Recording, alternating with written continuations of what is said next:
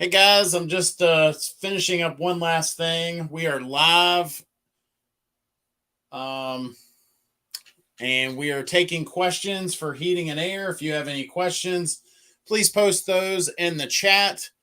But thank you for joining us tonight. I've got some things I'm going to be going over with you. I've got a question that was posed in a previous show that we're going to be answering tonight. So hopefully, Tech Junkie gets on here in a bit because he was the one that asked it. And I, unlike some people, don't pretend. If I don't know, I'll tell you I don't know, and then I'll try to get the answer for you. But welcome. Bob was just waking up from a nap. Welcome back to reality, Bob. What a face to wake up to, right? But I'm just getting my one last thing set up here on this computer, and then we'll be fully up and rolling here. So I'm getting a little bit of a later start than usual, but no problem. I just I like to have it going. I'm getting a little bit of a late. I like to have it going on this computer so I can see. Sometimes because of the chats, I don't see what's going on always. So this helps me kind of keep things on track here.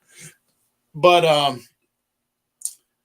anywho, how's everybody doing tonight? Anybody got any heating and air crazy questions? Anything going on? Man, my side profile, I got to lose some weight, man. Look at this. Shoo. But I think I am good to go on this computer now. So,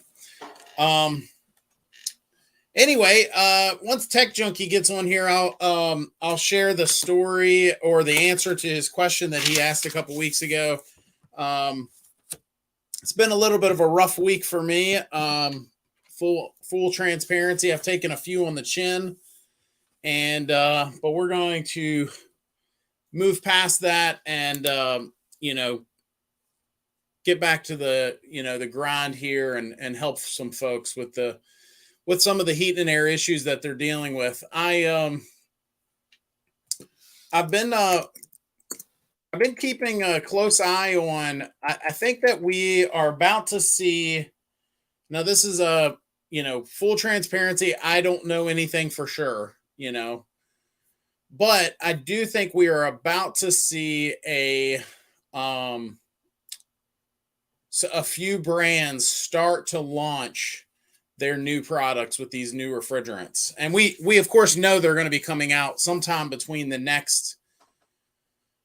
sometime between now and January of next year. So we know that for sure, right? But I think I've been told that most of the brands are going to be launching most of their stuff at the end of this year. So you're going to start to see it roll out, start to see new products hit the market, and which is kind of cool. It'll be interesting to see how that all shakes out. But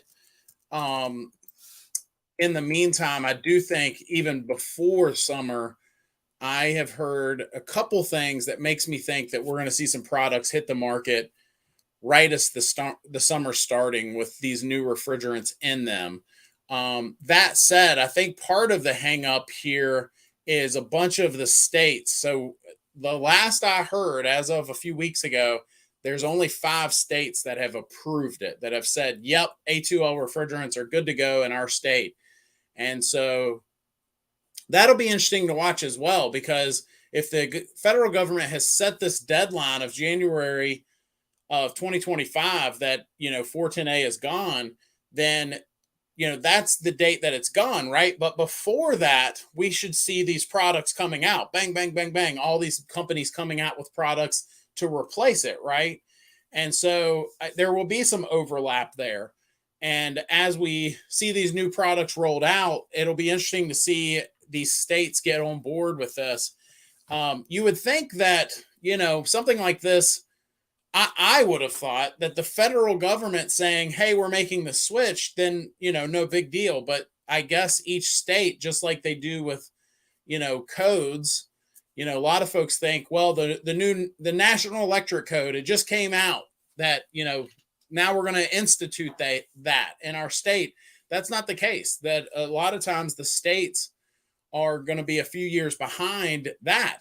And, and the same goes for heating and air, same goes for plumbing. States will comb through the new codes and decide what they're going to adopt. What are they going to change? So some states, you'll have your code book, whether it's plumbing or heating and air or whatever it is, you'll have your code book and it'll be about this thick. And then you'll have this, like, at least here in Virginia, we have this little book about this thick, a little bit thinner than the main book, but it's basically where the state of Virginia has said, hey, here we're going to do it this way. We're not adopting it that way. We want it this way. Or we do adopt these codes, but it needs to be amended. It needs to be massaged a little bit, kind of deal. And so I think that's part of what's going on here, that, these codes have rolled out, nationally, they've said we're going to A2L refrigerants, but now the states have got to, each one by one, have got to say, yep, this is what we're going to do here. Obviously, if 410A is gone and people in that state need to have air conditioning or heating or whatever, they've got to do something. They can't just not. Because then, the people that live in that state won't be able to get, they won't be able to get the equipment. So that'll be a part of this too. So, who knows what's going to happen? There's always something, right? Always somebody that wants to fight, politically or whatever, maybe that'll be part of this too. We'll see. I haven't heard any of that, but we'll see.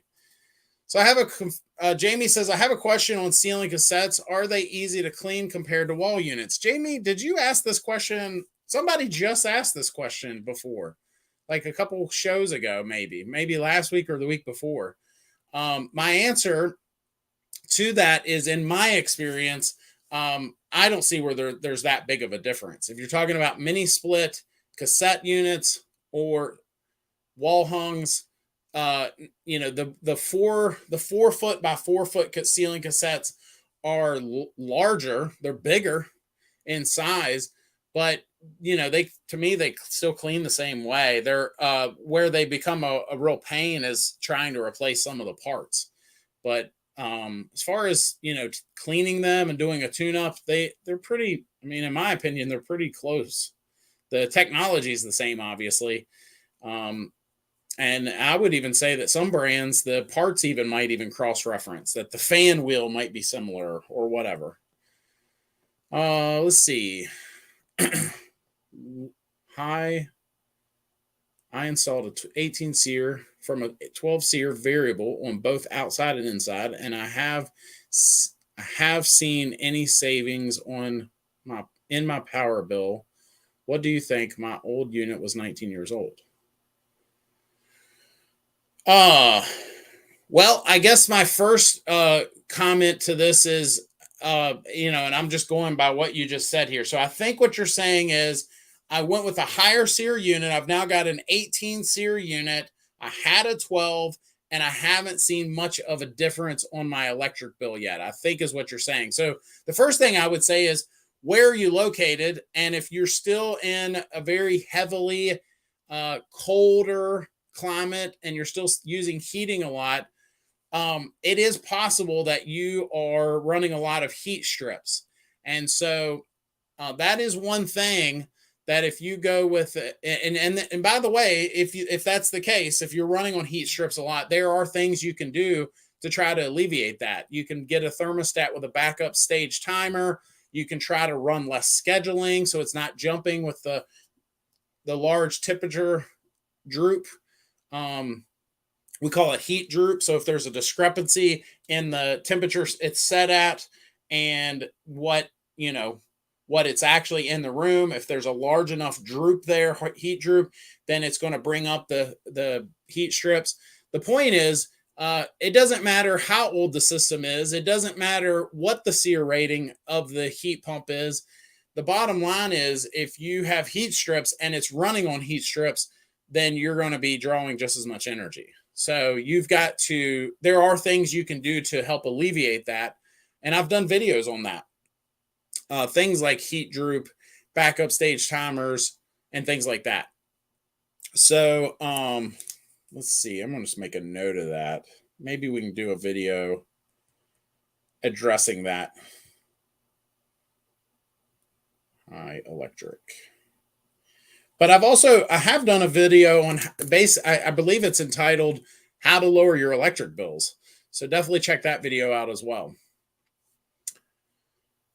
Not seen. Not sure what that's in reference to. I got ripped off on my new Linux variable speed. I am sorry to hear that. How did you get ripped off, CC? Did they not give you an upfront price? I'm just curious how you got ripped off. If the price was too high, if they gave you an upfront price, shop around, But let's see. Are they moving to R32? So Carl, that's a loaded question. I'll tell you what I know. So, and I think there's some things going on behind the scenes with this, but essentially what it boils down to is it looks like some manufacturers are going to go R32. Some manufacturers are going to go with R454B. And we've talked about that in a few videos. I've got a video coming up on R32, the pros and cons and things like that. It doesn't really matter to me what a company is using as long as it's a good refrigerant. I think part of the concern with switching to some of these newer refrigerants is if it's never been used before, making sure it gets tested properly and so on. With R32, it's been around for a long time. It's been tested. And so we'll see what happens. Cheers from Toronto, Canada. Welcome. Welcome, Urban Bees HVAC.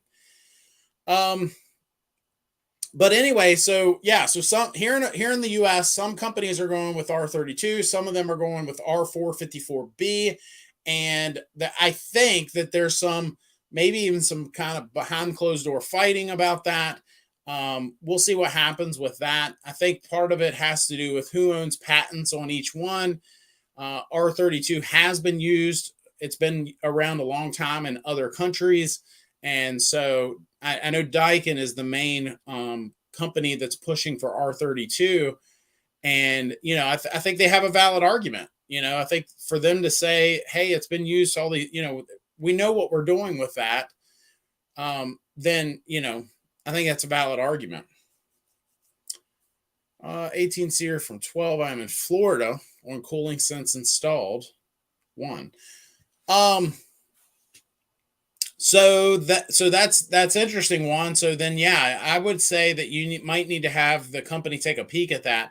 Now, when you say 18 SEER, I would ask you, are you talking about 18 SEER communicating or non-communicating? If it's non-communicating, meaning the unit still has a typical thermostat, it still uses regular low voltage AC volt 24 volt technology where the thermostat is essentially a series of switches and you are, using that sort of technology, then it's going to be not quite as good a savings as a communicating 18 SEER system, inverter system. So, and that's the other thing. There are companies that have presented themselves as having a really high SEER rating, but it's still a multi-stage system. So it's not quite, as efficient as a communicating inverter system. And that's what we've talked about that in several videos. We've talked about how these systems are not all created equal. And it'll be interesting to see how that plays out too. You're going to see verbiage that, a lot of people are getting overwhelmed and they're like, what is an inverter? And that I've tried to do videos, try to help with that a little bit too. But, just understanding that they're not all created equal, that, that some of these companies are kind of bending the rules. Maybe, I don't know if that's quite the way to say it, but, to say that, hey, we have an 18 SEER system. Well, if it's non-communicating or it's not an inverter, it's not going to be as efficient, period. I don't care what the SEER ratings are. It's not going to be as efficient in the long run as a communicating inverter system with a high SEER rating. It's just not going to be. So anyway, But yeah, if you're still having high electric bills, call the company that installed it. Maybe they could tweak some things. Maybe they can adjust the airflow. Maybe they, I mean, I don't know. I mean, there's a lot of different things they can do. But it definitely sounds like something's wrong. And you should at least see a difference. For you to say you see no difference, then I do think some homeowners are surprised when the savings aren't quite what they thought it would be, especially when they go with, say, a non-communicating inverter system or a multi-stage system. Maybe they thought they were going to get, leaps and bounds, lower electric bills. But if you're not seeing any savings, then I would call the company back and say that. I would say, look, I haven't seen any savings. It's been a few months now. I'd call the power company too. Make sure, hey, is this right? That's happened before too. People, call the power company and find out that, maybe they're not reading the meter correctly or something, Hey, I replaced my heating and air. I should be seeing a savings here, and I'm not, Can you advise your opinion on the brand Gree? Getting ready to install 4 3-ton units in a 6,000 square foot garage. Do you have a better idea other than mini splits, other than large commercial systems? Do you have better idea other than mini splits, other than large commercial systems? Okay. So this is a lot. So what is my opinion on Gree? I think Gree is fine. I think Gree, if I was comparing it to some other brands, I think Gree likes to pretend they're the best, and they're just not. Okay. They've got a long way to go. And I'll give you a good example. It's not because some of you guys, they'll see me saying that about a brand or a company, and they'll say, oh, well, you're just playing favorites. I'm not playing favorites. There are reasons I feel the way I do. If tomorrow, if something changed and I thought they were the best, I'm not married to anybody. It's sort of like Ford and Chevrolet. I've never had a preference. I just could care less. I go with what I think is the best at the time, for my amount of money that I can afford or want to afford. Right. And so that said, I'll give you a good example. So some of the brands that we sell, if there's an issue, I can pick up the phone right now and call someone and say, I've got an issue. I just bought this system, or I installed this system 2 years ago. I'm having this issue. I need it resolved. And from my experience, now there are guys out there that might say, Josh, you're nuts. You don't know what you're talking about. In my experience, Gree doesn't have that quite yet, or at least to the same level. Now, maybe they do have something in place, but I literally can call, I could call 6 different people right now on, if I install a Daikin fit and there's a problem, I have 6 phone numbers I can call. 6 phone numbers. Not one, not, anyway, you get the point, right? Thank you for your honest feedback. Thanks, Philip. I appreciate your kind words, pal. I've taken a few on the chin this week, so I'll be honest with you guys. Some kind words go a long way right now. I'm not going to go into any details, but I've taken a few on the chin this past week. So anyway, that said, now, everything I just described, does that have anything to do with the product itself? No. I've got a mosquito in here. What is going on tonight? I think that was a mosquito. Maybe it's the flies. Remember the Peanuts, Charlie Brown, and there was that kid with the flies. Maybe you guys remember the name. I never was a Charlie Brown fan, but I do remember that kid with the flies flying around his head. So maybe I need to take a bath, right? So anyway, so Gree, they're a Chinese company, long and short of it. Now again, there are guys that'll hear that and they'll automatically, want to fight. Well, they're all made in China, and all these other brands, they have stuff. Gotcha. But they are a Chinese company, and their stuff in a lot of cases are made in other countries being imported in. A lot of other brands do that too. Got it. Just saying. But in my opinion, I've installed some Grees for a few customers, and I've installed a lot of other brands. I don't see the quality It's not that they're horrible. They're just not as quite as good, in my opinion. And when it comes to the mini splits, I've said it before. I know guys want to fight about this. I'm going to say it. When it comes to mini splits, it's really Mitsubishi and Daikin. We can fight over who should be the better one there. I have a preference, obviously, for a number of reasons, but it's really those two at the top, and then it's really everybody else. I mean, I'm sorry, but it's just everybody else. Now, when you get down from those guys, are there people, but are there companies better than others? Well, of course, there are some companies that have come a long way here in the American market. And I think Panasonic is one of those. I think that I'm not, I've never installed a Panasonic. I'm just going off of what I see and hear in the heating and air industry. I just don't see, some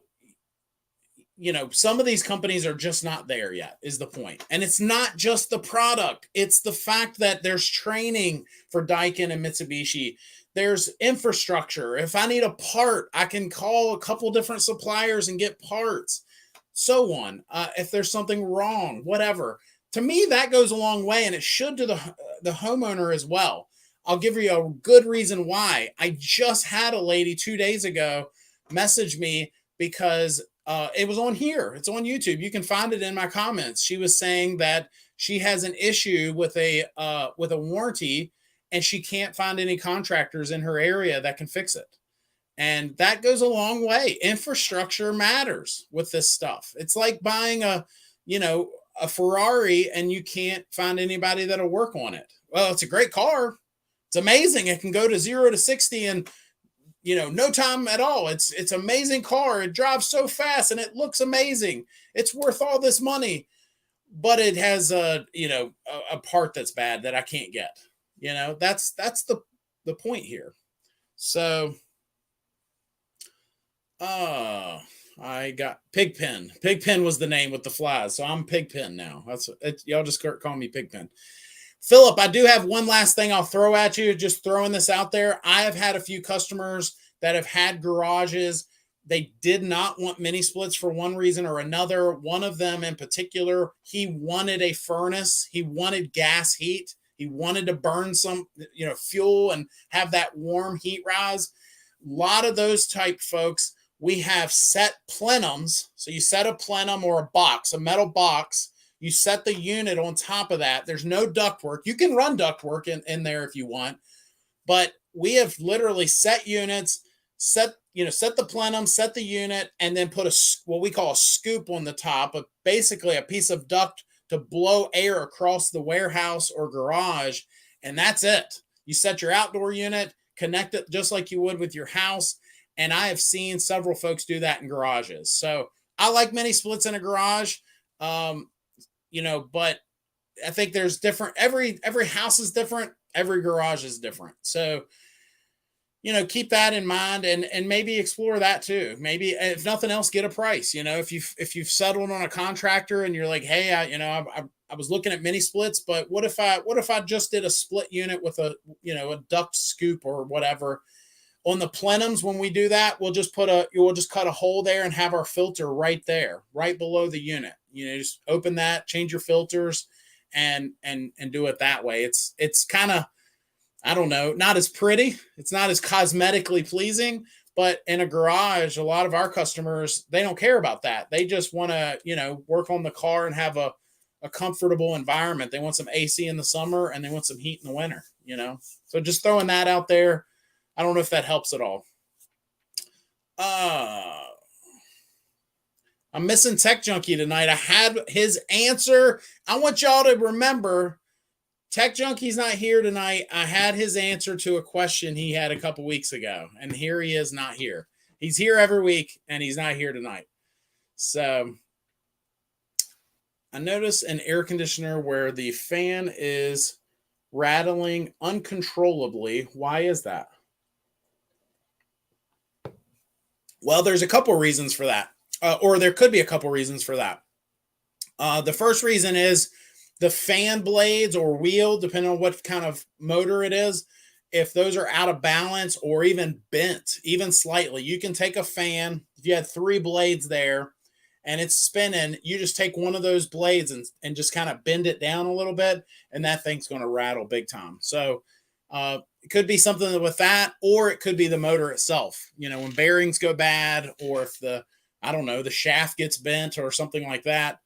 Sometimes, a lot of times when we replace a motor, there are times when we'll go ahead and replace the blades as well. So I don't have a local Daikin dealer to my knowledge. Any interest to travel in the Western? You're like the 4th person this week that's asked me to travel. I wish I could. That's something I've joked about before in other episodes of, almost kind of having if I make enough money off of this YouTube, I can use folks as content as long as they're okay with it. I'll do work for free. I'll just travel around the nation, or at least act like a consultant kind of person, just come in, tell them when everyone else, when they have these contractors telling them different things, maybe I could be another third party unbiased opinion, not trying to sell them something and actually try to help them with the issue. Maybe, I don't know. We'll see. How cool would that be? I've always had this like romantic idea of like being able to do something like that. And then I love sports, and then go to like sports games. So like Western North Carolina, maybe go to like a Panthers game after, fixing the air conditioning or something. I don't know. Be kind of cool. Let's see. I have chicken house heaters for heat already. Only need a nice. Those chicken house heaters, man, they work really good in a garage, right? I grew up in the country, so I know exactly which heaters you're talking about. Let's see. I have a 2-story, 2,000 square foot home in Central Florida. I have a 3-ton thank you. Reads very well. Thank you. I have a 3-ton for the downstairs and a 2-ton for the upstairs. The 3-ton was installed in 2010, and the fan on the AC pump is dying. Any advice? Well, I guess my first bit of advice I'd give you, oh, never mind. So if it was installed in 2010, it would not be under warranty anymore. So I'm not sure what advice you're looking for. I mean, I guess call a pro would be the advice I'd give you, but I don't want to sound like a jerk. Sometimes I'm learning that when I say things, it sounds funny to me or whatever. And I was telling you guys, I've taken a few on the chin this past week. Sometimes I don't realize how I sound. Like I'm coming off in a jerk way or arrogant, and I don't mean to be. Like I'm in my head, I'm just trying to be funny. Like I'm like, call a pro. I don't mean anything by that. I mean, like, that's my only advice I can give you is you might need to call a pro. So let's see. Thanks, Philip. Thanks for those kind words again, man. We have a Daikin mini split, 18 SEER, only 3 years old. What would be included in a yearly maintenance check? We live in Central Florida. Your yearly maintenance check. A Daikin mini split 18 SEER. Ron, if you're talking about just a 1-to-1, but even if you're not, if you're talking about a multi-zone, if you've got multiple indoor units and one outdoor unit, I think the main thing that a lot of our customers, deal with is if you're not having any issues currently, you don't want guys connecting gauges. I've talked about that in a recent video where I do think that that's going to become a thing of the past, where gauges, or actually that video has not come out. So y'all are seeing how the hot dogs are made. But I have recorded a video where we basically talk about how the fact that connecting gauges is going to become a thing of the past. I genuinely think that, because these systems have come so far. A lot of systems, even now, if the system's low on refrigerant, it will tell you, it will say, hey, I'm not getting a proper superheat here. Here are possible causes. Here's 6 reasons why. One of those being low refrigerant. So getting back to your question, what would be included in the maintenance check? I would definitely have the coils cleaned. I'd have the system cleaned up, made as new as possible again, so it's running as efficiently as possible. Of course, clean the filters. I'd also, depending on where you're at, if it's in an area where maybe some leaves are, being able to collect there, then I would address that. Another thing I would look at is cleaning up any electrical connections or components that could, some electrical components, if they get dirty or dusty, they don't work very well, right? And they'll eventually fail because of that. So I'd look at that. And then finally, I would just look at normal wear and tear. So for example, I would want if my line sets have Armaflex on them, as time goes on, is that Armaflex starting to have an issue? I would clear the drain every time. In fact, I've got homeowners that I'll even teach them to just take a shop vac and clear that drain, even when we're not doing the maintenance on them. So that way they're keeping those nice and clean.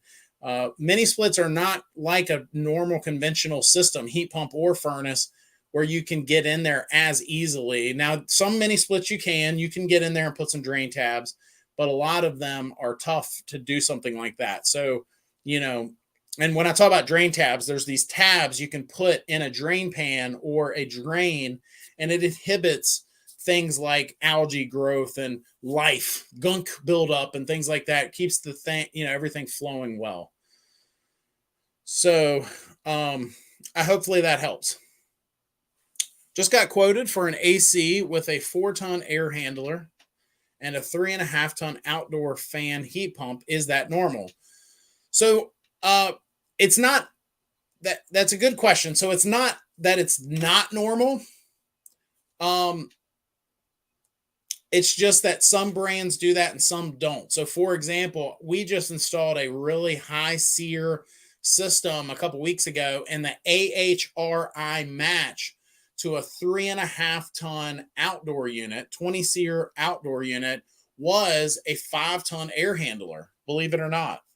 So it was the same air handler you would use for 3.5, for 4, and for 5. It was the same air handler. So you just, it's a communicating system. So it ramps up and down, and it recognizes, hey, I've been matched with a smaller system. But the other thing is, in the old days, when I say old days, I mean like, a decade or two ago, there were a lot of brands that were doing that to get higher SEER ratings. So for example, they would install, a 2-ton outdoor unit and then put it with a 2.5 or 3-ton indoor unit. So that way it would go from, say, a 12 SEER up to a 13 or 14 SEER system, to meet those ratings. And so it's not something I would be concerned about, unless I was concerned that it was not a match. If it was, I would want it to be an AHRI match. And any good contractor should be able to provide you with an AHRI certificate for that system, or at least give you the certificate number. And then you just go to AHRI directory on their website and put that number in and pull up the certificate. So you could probably find it yourself, but I will tell you, AHRI is a little tough sometimes.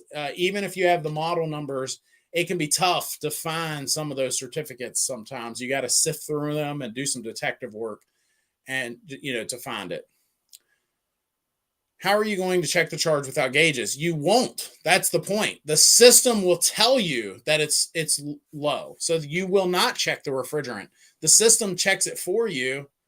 And of course, I'm talking about these systems that are communicating and have this technology. But I was saying before, there will probably come a day where connecting gauges to the unit will become a thing of the past. So I do think that is sooner than people realize, that a lot of troubleshooting that heat and air guys are going to do are going to look a lot more similar to, a computer programmer, where they're either going to have something they plug into the system, or the system itself has some sort of, hardware built into it with software that you would, go through. It's already here. That's the thing. I mean, this isn't something I'm making up. It's already here. There are systems There are inverter systems now that you should not be connecting gauges to. Here's the thing, if you're doing proper maintenance like you're supposed to, so you got this customer and you're going out and you're cleaning up their system annually or more, some systems require more, and you're connecting gauges and you're making sure they're good. Every time you connect those gauges, and imagine you've got your service ports, you connect that hose, and then it fills the hose up to the manifold with refrigerant. And just as time goes on, okay, I'm done. Y'all like my sound effects? As time goes on, eventually you could lose a few ounces. More time goes by, and all of a sudden you're a little low on refrigerant. I'm not saying that you should be concerned about a guy connecting his gauges, because in a lot of cases they've got to check that refrigerant to do a proper, to properly check it, right? But I do think there will come a time where you don't connect gauges. You'll just go to the thermostat and say, hey, what's my superheat? What's my airflow? What's my suction? What's my, saturation temperature? What's my subcool measurement? And so on, without connecting gauges. I do think that'll happen. Let's see. It was a train that he mentioned that it was matched, but it was the only time I've heard that. Yeah, I mean, I feel like it's more common with some brands and less common with others. But just ask for that certificate. I mean, that I don't think that anyone should be offended by you saying, blame me. I'll be your cousin. You say, hey, my cousin was telling me, I'm getting ready to pull the trigger. I'm getting ready to buy this heating and air system from you. My cousin in another state does heating and air. He told me to ask for the AHRI certificate. Can I get that? Or can you give me the number so I can look it up? Just want to make sure everything's okay. And then just make sure. Most good companies should have no problems with that. We've had people do that to us. Say, hey, I just want to make sure everything's good. Can you send me your insurance? A certificate of insurance, make sure that's good. Can you send me the HRI match for what you're going to install, and so on. The only issue that I personally might say to a customer, I might say to them, hey, I'll send you that, but just realize companies, these brands, these manufacturers, they'll change one little digit every now and then. So years ago, I had a guy say that I voided a contract. I installed what I was supposed to, but the manufacturer back then, the company we were installing at the time, they had changed one digit in the model number because a new series had come out.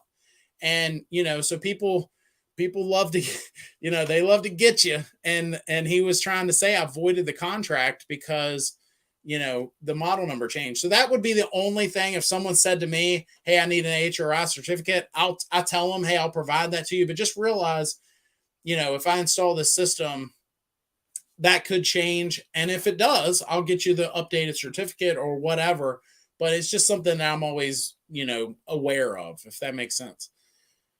JC Soto, thank you for your kind words, pal. I appreciate that. I said earlier, the kind comments go a long way after this week I've had. It will be like cars where you plug in and get the error code. Exactly. Kevin, I think you're right. You're spot on with that. And I don't know that it's going to look quite like a car where you're going to have the same place under the dash where you plug it in or anything like that. But again, we already see systems with computers hanging on the wall.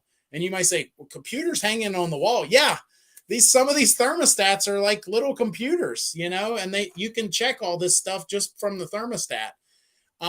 But there are also systems that you can connect to your phone now too. So you just connect your phone to it, run some diagnostics. And I think those days are here already. So it's not me being a crazy, try to be a psychic over here. They're already here. I'm just saying that we're going to see more of it. Do variable speeds make sense for people who keep the AC on all day?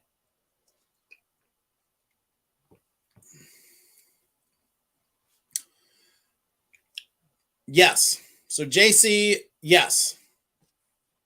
In fact, I might even argue that the variable speed is more prevalent or more needed if you're leaving your air on. because if you imagine the technologies, now when you say variable speed, you might be just talking about the air handler. But let's step back even further and let's talk about inverter systems in general, where the compressor itself can ramp up and down and have that variable capability. And the idea is, if you imagine a normal old school system, and I say old school, we still have them today, but for the longest time, we had single stage systems where they were either off or they were on. There was no in between. They were just like a flipping on a light switch. It was either not running at all or it was full bore, running at 100% capacity. Now you've got these inverter systems that there's in betweens, that if it's a mild day, that system can say, hey, I only need to run at this speed to keep temperature, to keep it comfortable for the dogs that are home, right? And so the idea is, instead of these spikes in energy, this system over here still has the capability to draw just as much electricity up here. It just doesn't. It doesn't need to. It says to the system, it says to the thermostat, hey, it's kind of mild out here today. Let's just run at this low speed, keep it comfortable. We don't have jumps in temperature either, where you have that dead band on the thermostat where it, you have it set at 72 and then it gets up to 73 and kicks on and drops it down to 70 or 71. And you just constantly have this uncomfortable, man, it's kind of hot in here. Oh, now it's kind of cold in here. It's just constantly going up and down. Well, even if you don't see it on the thermostat, it's doing it. These variable speed systems, like we do, we're a Daikin dealer. I'm going to name drop a little bit. We've got systems that Daikin makes that will install it, and I've got to go up and kind of like look down in it to see if it's even running. If they're just so quiet and they're just barely running, and just drawing so little electricity. I'm a small business owner. What kind of business do you own? And we'll follow this idea of going live for questions in my industry. That's awesome, man. I started doing this a little over a month ago now. Seems to be going decent. I wanted a way that I found with the videos, I would just make a video. And it's just like, a lot of like commercial type stuff where, so for example, if somebody comments and says, hey, I've got an air handler that's one size larger than my outdoor unit. What do I do here? Right.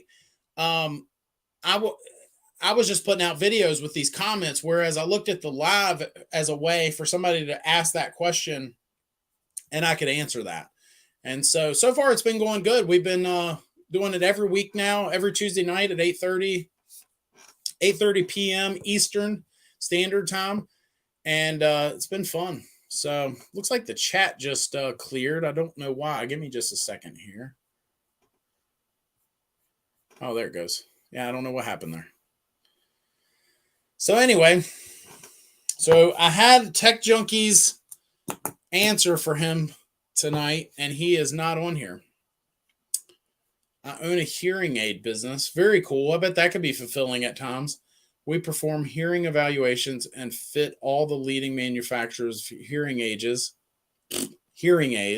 It's a very confusing space for consumers, and it's tough for most consumers. That's awesome, man. I feel that way about heating and air. I think that there's a lot of misinformation that gets put out there too. And I don't even think it's out of malice all the time. I don't think people just go out all the time and they're trying to always mislead people.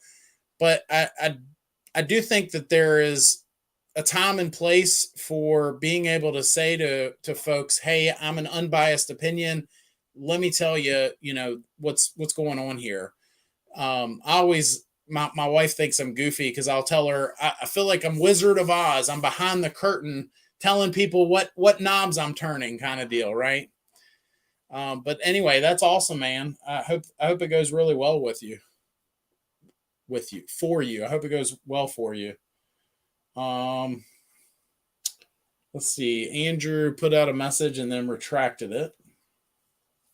So I didn't get to see that. But anyway, while we're waiting for more questions to come in, if you do have a heat and air question, just put that in the chat. Does Daikin sponsor your channel? So Daikin does not sponsor the channel, but they have sponsored some videos. So I approached them, though. They did not approach me. I approached them and said, hey, I'm already saying good things about you. I sell your stuff. I'm drinking the Kool-Aid. Can you, help me out here? And so they have sponsored some videos. Let's see.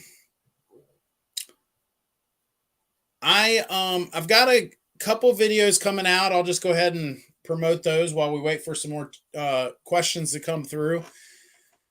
I did get a free thermostat from Sensi, the Sensi 2. So I'll be doing another video on that. We unboxed it on a live video one night, but I'm going to do a video diving more into that. So thank you to them for sending that. And we're going to do some videos on that in case you're interested in that thermostat. So that way you can kind of see some of these thermostats, you want to make sure that you're making a good purchase. Let's put it that way. Some of them can be a little more pricey than others. And before you pull the trigger just to try it, you want to make sure, you're out of the ones you're looking at, that you pick out a good one, right? I also have a video coming out. It's funny you just asked about the Daikin. Daikin has a product called the SEER, CIRRA. We're going to be doing a video on that soon. The SEER is it's basically their way of a lot of these heat and air companies, or a lot of brands, when you go from a 1-to-1, meaning an indoor unit and an outdoor unit, mini split, when you go to a multi-zone outdoor unit, they jump dramatically in price, like dramatically. And so the SEER, it doesn't have a wide array of products. It's almost like they said, we're not going to have this large menu. We're going to just sell hot dogs and sell the best hot dogs on the street, right? We're not going to sell 30 different menu items. We went to the Cheesecake Factory a couple weeks ago, and they've got like 7 pages full of menu items. They've just got so much stuff. And that's great, right? I mean, we went there and we had a great lunch. But then you have other places that say, look, I'm not going to offer 60 different menu items. I'm just going to offer hot dogs, and I'm going to offer them fast and hot and good, right? And so that's kind of what the SEER offers. The SEER is like, you need two zones, and you don't need them huge. You just got a couple bedrooms in your house. Boom, get the SEER. Is kind of the upside of the Daikin SEER. I have had a Sensi for 5 years now and love it. Have 4 or 5 friends that have purchased it because of how basic it is and the control without being complicated. That's awesome, Andrew. I tell you, the other thing that we talked about in a couple shows ago when we unboxed it is one thing that jumped out at me was how big the temperature was on the screen. I really think that's something that a lot of brands, I'm not saying they're missing the boat, but you would think that that would be an option. With today's technologies, being able to, it's sort of like on my car. So my car has this digital display. It's not the old school with the analog gauges. It's got this digital display, and I can change what that looks like. In fact, I think one of the options is to have these needle looking deals right on the display where your speed is and all the, your gas and everything. And so I would think that you'd maybe even see that a little bit with some of these thermostats, to be able to say, hey, I want to have a large display here, and some of them do have font control where you can make the text bigger on the screen, but maybe even have like a white display or a black display. Maybe one or the other goes better with the decor in the house. I don't know. I know there's thermostats that have stuff similar to that out there. I'm just saying it would be nice to see something with a little more, even more options with that, right? I'm getting quotes, so this is a perfect time. Thanks. My system is from '08 and struggling. The home is 1,750 square feet and currently a 3 ton. It is going 4 ton on the in and out overkill. So the answer to this question is you can oversize a system just like you can undersize a system. And if you oversize it, you can have issues. They're different issues, but you can have issues with short cycling. You can have issues with humidity and things like that in the home. So you do not want to oversize it. And what I tell folks is you should have a proper heat load calculation done on your house. And even if you have to pay for it, do that. So that way, excuse me, so that way you know exactly what size you need to install in your house. Even if there's one already there, I tell folks that all the time. Now I do think there's some common sense there. If the system that's there has always done well and it's sized right, it's never had an issue and it can keep up with the house on a hot July day, then you could argue, well, Josh, I don't think I need to spend the money on getting a proper heat load calculation. I think that this 3 ton is correct, right? But you can oversize a system and have issues. So I would be careful with that. Besides filters, what are some other things homeowners can check for before making a service call? That's a loaded question. It depends on what's wrong. Obviously they can check. Let's see. Well, let me just throw a few things out there. The first thing is you can check your breakers. So, a tripped breaker would cause issues.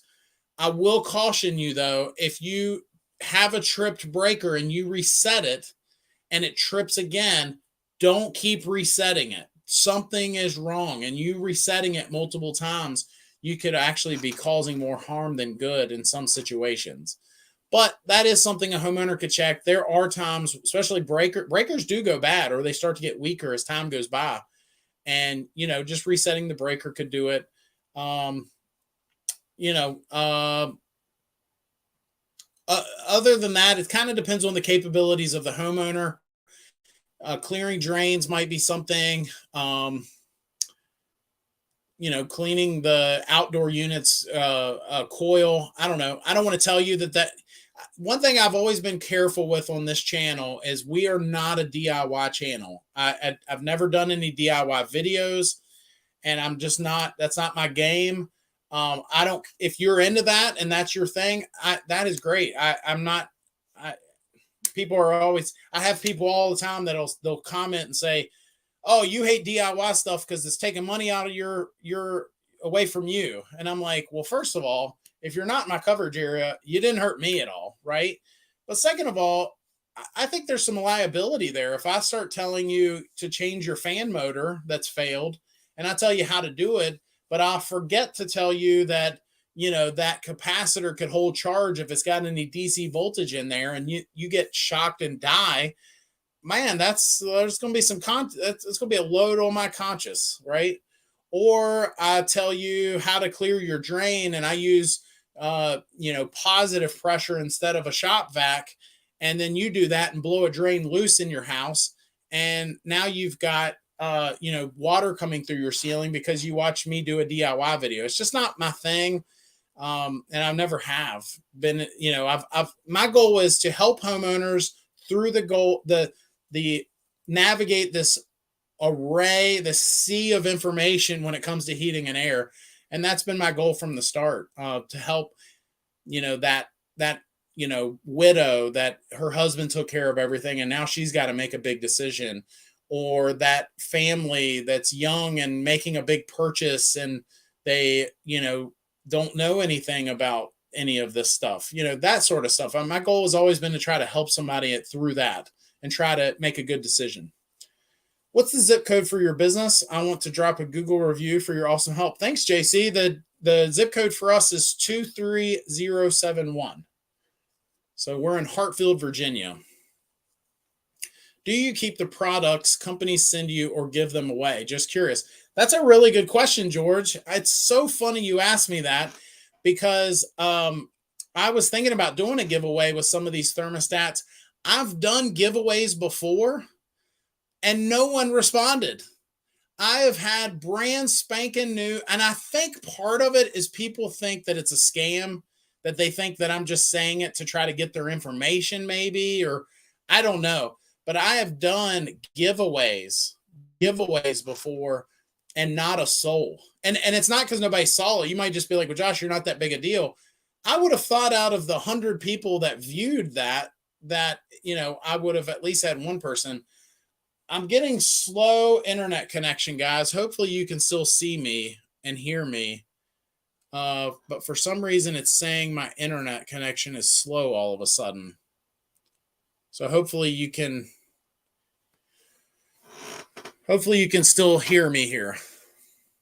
But George, yeah. So, are you asking because you want one of these Cincy 2s? Maybe I will do a giveaway for that. Send them to me. Yeah. I was really surprised.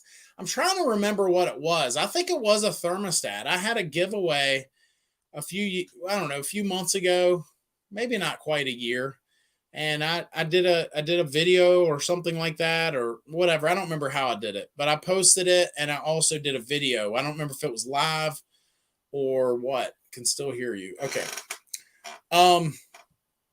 But anyway, not a soul responded. I was like, man, if one person responds, they're going to get this free, whatever it was I was giving away. So, how much does a heat load cost? It depends on where you're at, pal. A heat load calculation, I would say industry, when I'm helping people with our guide, I would say industry standard, I've seen them cost $200 to $400. You're basically hiring someone to, like a consultant, essentially, to do that. Now, I will say there are companies that will do them. I don't want to say anyone will do them for free, but there are companies that will do them when they are looking at the house. And then if you choose them, if they've got a signed contract, then they might provide it to you. But I've run into that a few times where companies are like, man, I don't want to just do all this work for free, and then a homeowner just go with someone else. So they'll do one and make sure they're sizing it right. And then if the homeowner chooses them, then they can provide it to them. So, okay. I think we're finally caught up on questions here. Again, if you've got a heating and air question, please comment down below, or put it over in the chat. I'm just checking. We do have a website that we post on our videos to tell folks that, if they have a question, they can put it in there, and they just might be featured on one of our live shows. And but some of these questions, people will send me like a 3-page book on things, and wonder if I, and want me to answer it on here. So let's see, Ryan. Hello, Ryan. So I do have a question here, and I haven't even read it, so I don't know if it's good or bad. It might be bad. They might be talking about me. So let me see if I can post the question. I'm just going to put it right here in the chat as well. And then I will read it here. Appreciate your channel and you sharing your knowledge. I am in Florida and got a new Trane XR16 2-stage split gas furnace system replaced a couple months ago. In mild weather, I'm getting 5 to 8 minute cycles, about 3 per hour. Warmer weather, upper 80, about 10 minutes, 3 per hour. It's a 3-ton and replaced the 3-ton, which cycled much longer, like 15 minutes per cycle, and didn't kick on nearly as much. Tech says everything is good. Am I missing something here? Or is this new system oversized? I mean, a heat load was done by another contractor, and he said 3-ton help.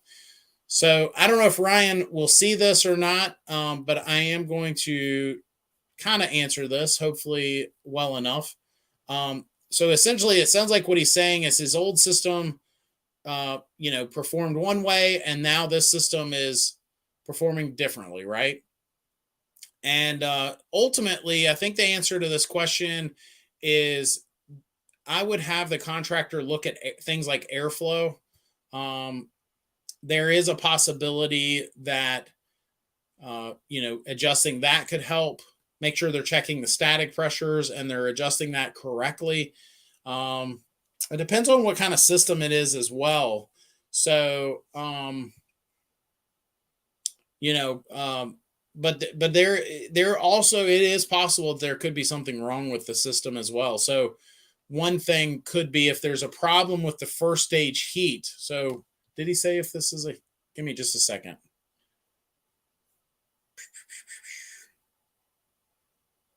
Yeah, he doesn't say.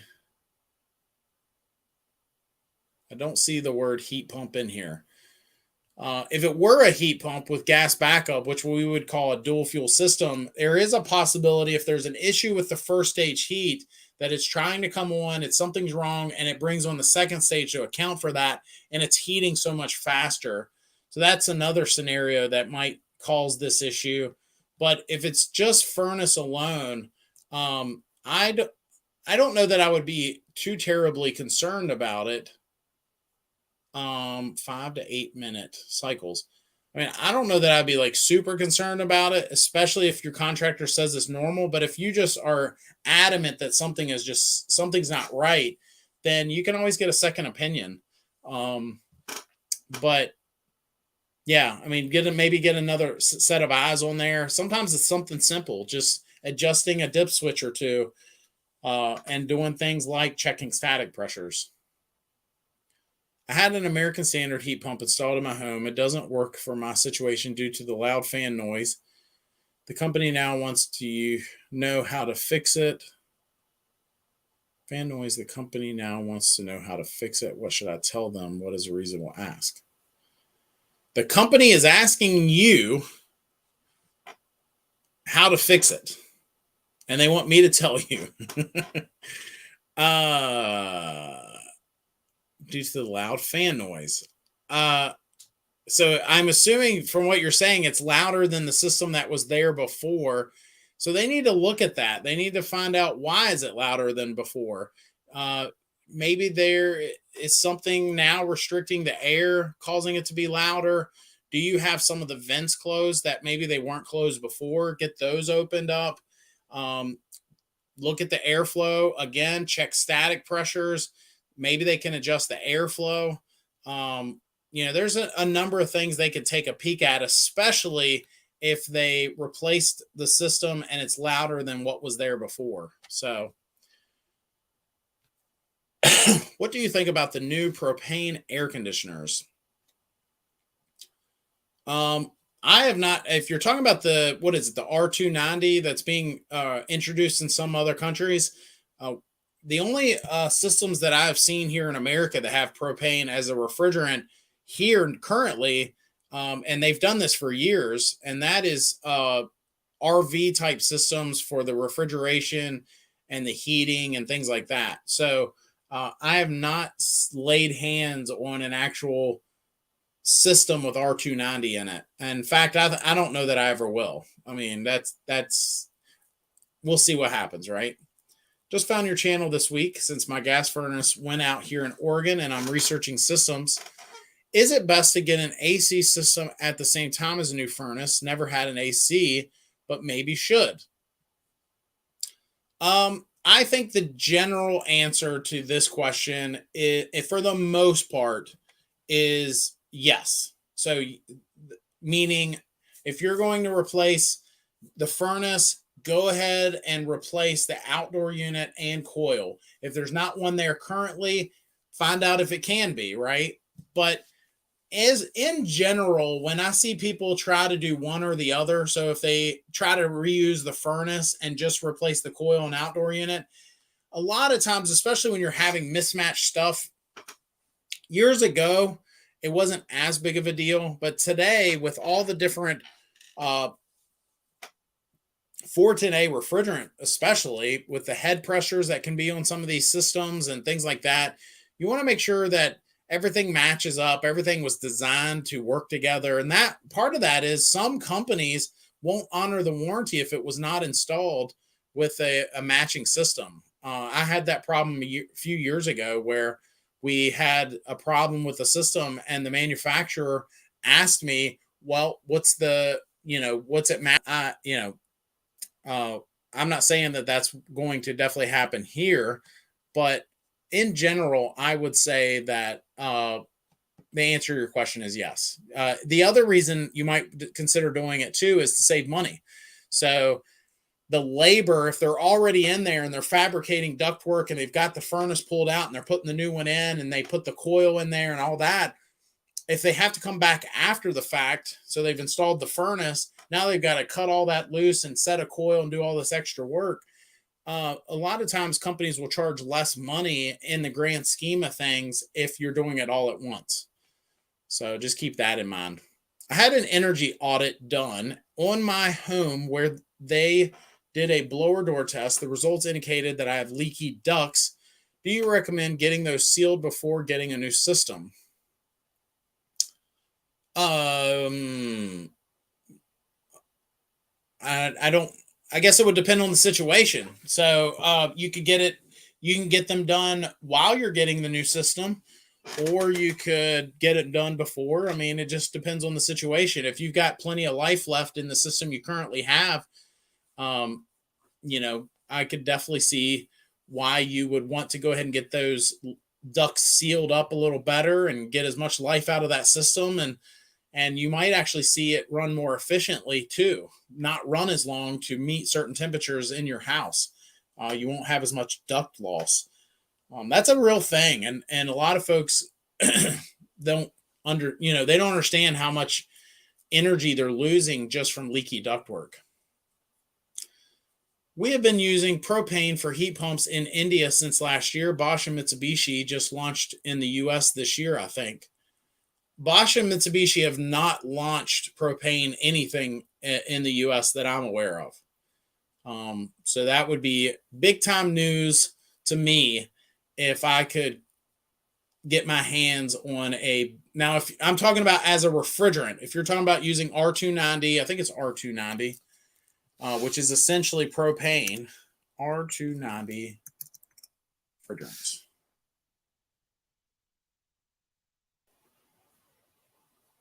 Boom, boom, boom.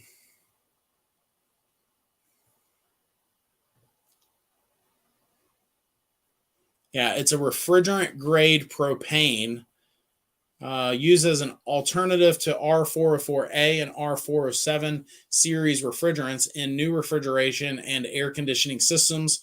R290 is a hydrocarbon, and although highly flammable, it is an efficient refrigerant that has a low GWP. So again, they don't have any propane. I mean, we're just now getting mildly flammable, these A2L refrigerants passed in some states here in the U.S. So they are not selling any propane refrigerant products for normal residential use. During the recording of this video, I could not call tomorrow and get anything like that. Now, again, I will say with RVs, I have seen them with propane in them as a refrigerant. So, but they've been doing that for years. In fact, I think they've gotten away from it. So, for them to, I could be wrong on that, but I think they actually got away from that. And so now they might be circling back around. I know there are some European countries that just this past year, in fact, just in the past several months, launched some R290 products.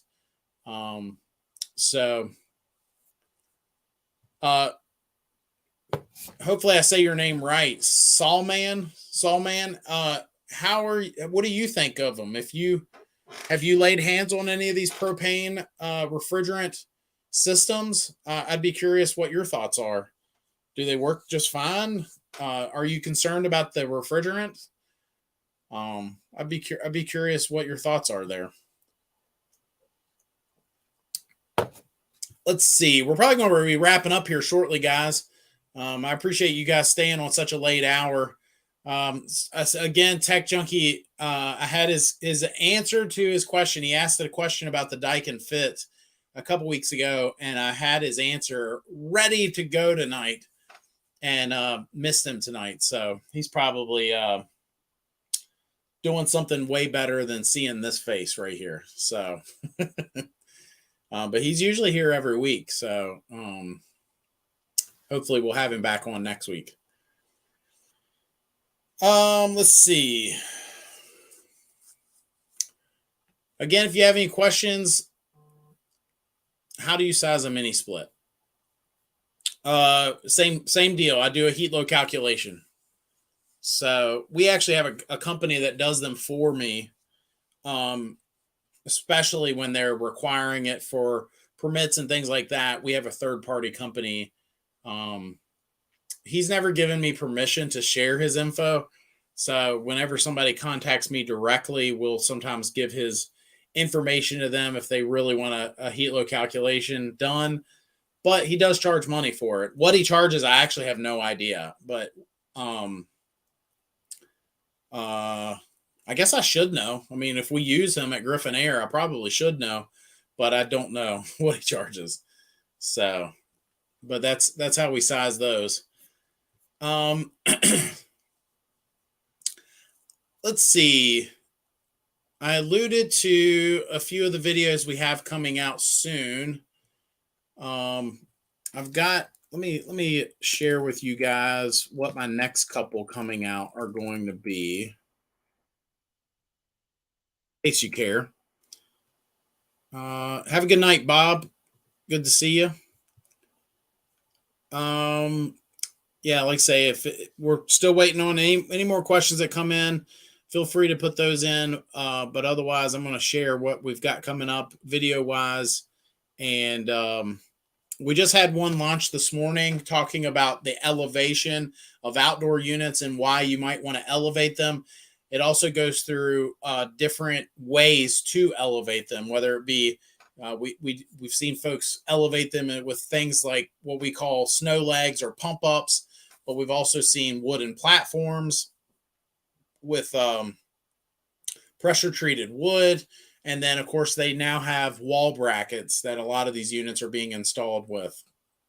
I've also got a video coming out soon on air returns and where you do and don't want to have those installed. Mostly don't want to have them installed. I go through, I think it's 13 different places that you do not want an air return to be installed. So that video is going to be coming up probably in the next day probably next several days. And then the next video that we should have coming out is on artificial intelligence in the heating and air industry. This video has been a long time coming, and I've seen other heating and air guys do videos on that particular topic. And I think that I think that some of them may have missed the mark a little bit. Let's put it that way, because it's not a maybe anymore. And I'm not saying that. I'm not saying that because of these websites that have come out like ChatGPT. I'm saying that because we already see it in the heating and air industry. You can literally Google AI in HVAC, and there are companies now using it, especially with some of these. I'm probably getting ahead of myself here because that video I talk about a little bit of this, but there are companies out there that are using AI with the building, like, so if they have a commercial building with all these different systems running, where AI can help the building run more efficient, basically. And they already have that technology being used with heating and air, and so it's here. It's not a maybe anymore. I'm currently working in the U.S. in residential HVAC and didn't have my hands on them. I just read the article on Bosch and Mitsubishi launched in the U.S., so I'm just wondering for your opinion. Mitsubishi's been in the U.S. for decades. Bosch has been in the U.S. for a number of years doing boilers and things like that. And then in the last, I would say 5 years, they came out with their heat pumps. So other than that, again, neither one of them have any R290 or propane refrigerant products being sold in America currently that I'm aware of. And I would be very surprised if there was. There's a lot of red tape. It's not about me saying I'd be surprised because nobody wants to work on it. It's not that. It's that there's a lot of red tape. They're having trouble getting these A2L refrigerant products pushed through right now, with a lot of the states needing to pass that. So I think part of it with that too is the certifications that they're going to require with these products. How long would it take? Thank you for the kind words, NF. How long would it take how long would it take for a heat pump to defrost? Some of them just seconds. I mean, we're talking 20 seconds.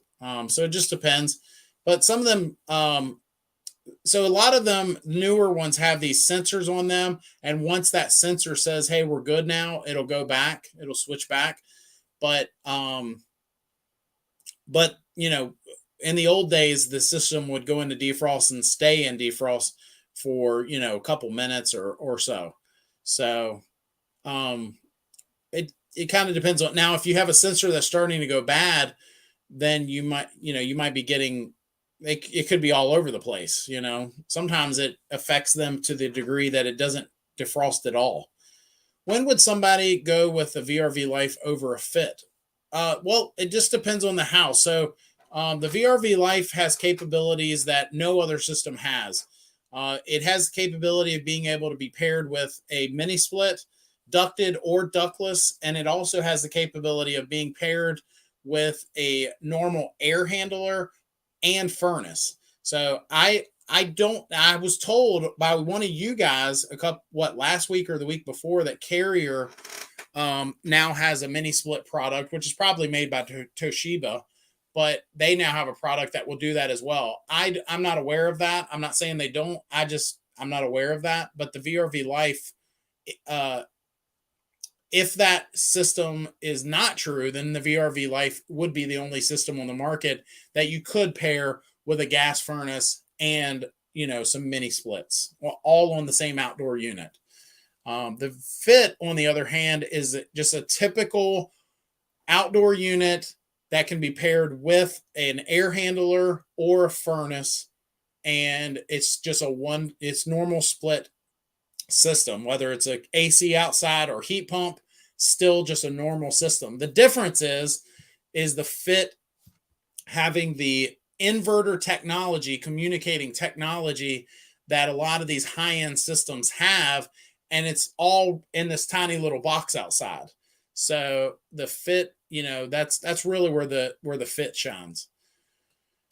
Do both the inside handler and the outside have to be variable speed, or just one is fine? So that before I go any further with this question, there are systems that the air handler is variable speed or furnace, and the outdoor unit is not. So the outdoor unit could be single speed, multi-stage, two-stage, whatever, and the indoor unit is variable speed. Now I'm hunting down another contractor that works with something other than Trane to be able to get it. Yeah, JC, I would not worry about the brands so much. I would hunt around in your area, find a good contractor, find somebody that gives you the warm fuzzies that you connect with. And I'm not saying like you're going on a date with them. I just mean like they're like that restaurant you like to go out and eat at when it's, time to have a nice night out. That's what you want. In my opinion, if I'm going to spend the kind of money that some of these companies are charging, find somebody that gives you the warm fuzzies when they come in your house, that they answer their phone when you call, or they at least call you back, right? And they act like, they're happy you called. I help people with our guide all the time, and I might make a phone call to a contractor or two for them. And, you get that grunt on the other end, like, what do you want? And I'm like, not you now, So, find a company that gives you the warm fuzzies that you want to spend the next 10 to 15 years of your life calling if there's an issue, right? And then whatever they recommend, whatever brand they recommend, ask them why they recommend that brand. Are they going to stand behind that product? And once you find that right contractor, the brand they install, I have preferences, but I don't even think that if I moved to a state that there wasn't even a good supplier for the brand that I love, I might not even sell that brand if I don't have a good supplier for it. Does that make sense?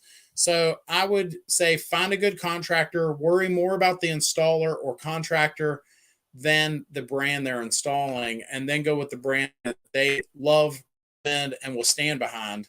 And you should, there's obviously exceptions to every rule, but you should have more success going that route than worrying so much about the brand, in my opinion. Should HVAC companies do a combustion test when installing a new gas furnace? Yeah. I mean, for the most part, yeah. I think that there are some systems that, for the most part, yeah. That's the answer to that question. Now, would it void the warranty or something like that? I mean, if they're dialing in the gas pressures and they've got proper venting and things like that, I could see them saying, look, I'm guessing you're asking this question because you've had somebody install one and not do a combustion test. But I would say that, for the most part, the thing that I see a lot of times in our industry, at least here locally, is not so much the combustion, but we see guys that don't even have a manometer. Like they don't even set the gas pressures correctly, and they don't understand the damage that they're causing because of that. So if nothing else, if they're going to install a new gas furnace, I think the answer to your question is yes, but is it the number one thing that I would care about? No, I would want them to get the pressures right, static pressures on the ductwork, get everything dialed in so that system can breathe and run as efficiently as possible, and do that. Sorry, I just got a message here, so I just wanted to take a peek at that. Just got a couple more minutes. If you've got a question, definitely get it snuck in there. We're about to wrap up, but appreciate you guys every Tuesday night jumping on and supporting us. The more you support me, the more honest I can be, and the more fun we're gonna have. Let's put it that way. It's been a crazy week this past week, and again I took a few on the chin, but I was pretty upset about it for a day or two, and then I said, I'm going to learn from this and move forward. The whole point of me doing these videos is to try to help people. I don't know everything, but I want to help people, and that's why I'm here. And the more folks that I can help through this, then the better off that this will all go. So, Sheldon, I see your hand up, man. Make sure you, if that means you got a question, definitely get it put in here. We're going to wrap up here in just a second. So, thanks, Kevin. You're welcome. You said thank you, so you're welcome.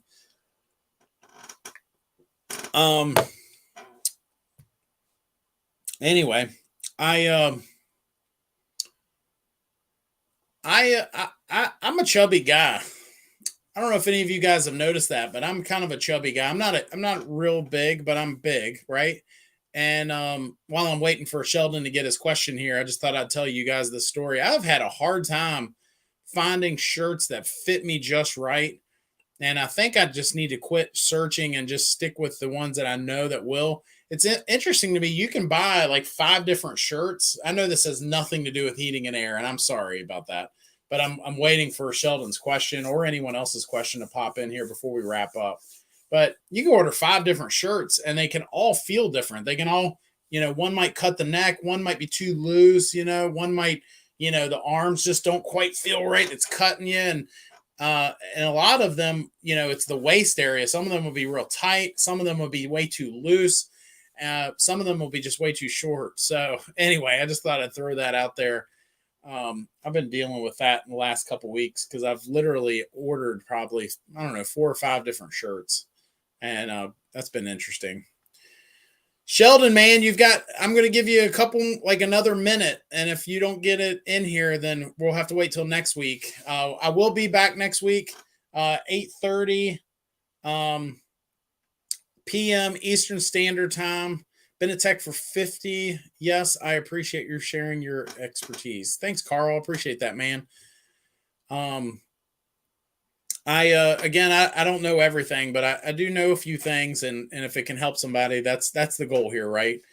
Do you think we will have a Freon that will not be flammable and so not need to have all the sensors for the new units? Uh, that's a great question, man. Here's the question. Here's the real question. Will we have a refrigerant in the future that is no G, like zero GWP rating, good for the environment, not flammable in any way, and lower pressures, so not these gigantic pressures that no one can safely work on or keep in a bottle, right? Or in the copper. And then lastly, safe to work on, right? Because there are some refrigerants out there that are meet a few of those guidelines, but they're just simply not safe to work on in a residential application. And that's the real question. The answer to that question is I don't know. I mean, I guess some chemist, if he figures that out, if he gets those 5 things in a refrigerant, he's going to be a wealthy man. So that's the real answer to that question. Now, I don't pretend to know anything about chemistry. Some of you guys have even called me out on that. I've made comments about heating and air things or refrigerants, and people will say, "Well, Josh, you don't understand what you're talking about. You don't understand the chemistry makeup of the boiling point with the new refrigerant when it's at this many degrees." And I'm like, you're right. I just know how to fix an air conditioner. So I think that if somebody figures out a way to get a refrigerant that does those 5 things, they're going to be a very wealthy person because they're going to patent it and they're going to be put in all air conditioners, right? We feel the struggle. Yeah. Amen. Each brand has way different sizes. NF. Yeah. I remember carrying 7 refrigerant. Oh, carrying 7 refrigerants, I think is what that says. I think that's going to happen again, Carl. You must do refrigeration if you were carrying 7 different refrigerants. But yeah, I think that in the very near future we could have R22 or some sort of R22 replacement, 410A, R32, R454B, and maybe R454C. Wink. Maybe I'm telling you something you didn't know, but they are introducing R454C products in some European countries. It has a very low GWP compared to R454B and R32. And, I think it's just a matter of, will we see that? So I just named 5 different refrigerants that you could literally pull in somebody's driveway in the next 5 years from now, and they could have any one of those refrigerants in their system. So that'll be interesting. That'll be a different time that we'll be living in. Since the VRV Life can handle up to multiple air handlers or furnaces, why don't more contractors offer the VRV Life as a solution more rather than selling multiple split units? The ultimate answer to that question, Ryan, is price. The VRV Life does not make sense in all situations because it can be a little pricey. It does things that no other system can do, and it does it very, very well. But if you get a situation where the Daikin fit makes a whole lot more sense, or 2 Daikin fits make a whole lot more sense, then, the contractor's not going to, I guess they could still offer the VRV Life. We've sold a bunch of VRV Lifes. We offer them, but, it just makes sense in certain situations, and some situations it doesn't, I had somebody say on here a couple weeks ago, if cost didn't matter and it's a big house, what system am I recommending? And of course, the answer is every house is different, but I would say just off the cuff, the VRV Life is something I would look at because there are parts of the house that you might have a wall mount mini split. You might have a floor mount mini split. You might have, a ducted pancake air handler taking care of these couple rooms. And then you might have your furnace and or air handler and other parts of the house. So it just has that capability since okay. All right, man. Well, thank y'all guys. I think we've had a couple hundred people, with people jumping on and off. We've had over, I don't know if it says it on you guys end. how many people have come on. It just says who's on here now. So we've got 20 folks on here now. But I appreciate your support. As always, we'll be back next Tuesday. I am going to wrap up, and I do appreciate you guys checking us out. Hit that subscribe button if you haven't already. Hit that like button. That always helps.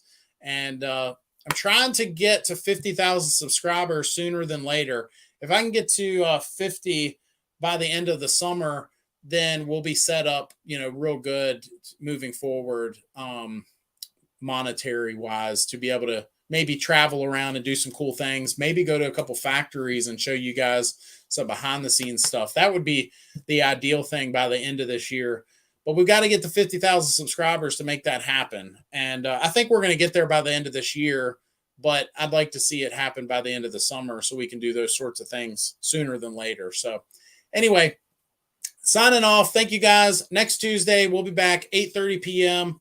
And I appreciate it. Take care.